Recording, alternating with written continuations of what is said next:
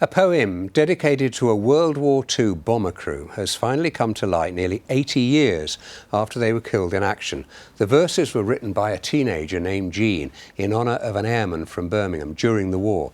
Here's Giles Latcham. The crew of Lancaster JB 141 626 Squadron.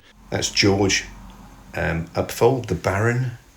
Killed in action nearly 80 years ago, remembered now thanks to a poem written by Reg's mum. I don't know why. I'd never done it before, never done it since. I said to Mum, "Oh, Mum, could you just read it to me?" Right, there we are. If you read it out. Right. Johnny and Norman, the Baron and Joe, Corny and Dinger and George are all in a bomber on every big show. In 1943, Jean Gibson was a teenager working in an office in wartime Birmingham, looking forward to a party. Among the guests would be John, her best friend's dashing older brother. The backbone of our wartime bomber force, the Avro Lancaster. He was in the RAF, flying perilous bombing raids over Nazi Germany. How better to thank him and his young comrades for their courageous service than to write a poem to read to them at the party. My mum, being a young, single, 17-year-old girl, was rather excited about the event. So my mum did what my mum did. She wrote a poem. It means what we think. You're the tops. Norm will pilot you through. John will aim his bombs true until all this monstrosity stops. But there was no party. The crew were shot down and killed in January 1944. The poem was never read until Reg rediscovered it after his mother's death. Very emotional.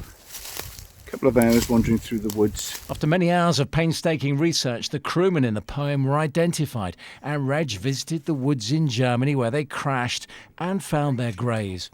He's also traced surviving relatives, including the son of wireless operator Cyril Corny Wheatstone, born 3 months after his father's death, now living in the United States.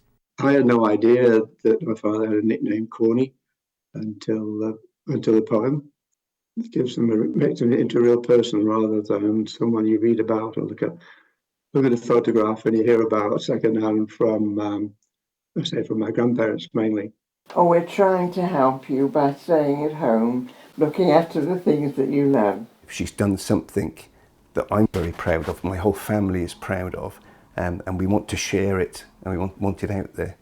The love behind the intention of finding this poem and then finding the relatives and allowing them to share the joy of reading the poem as well. Husbands, fathers, brothers, heroes, long gone, but thanks to a grateful teenager and her love of poetry, remembered still. Giles Latcham, BBC Midlands Today, Birmingham. Isn't that incredibly poignant?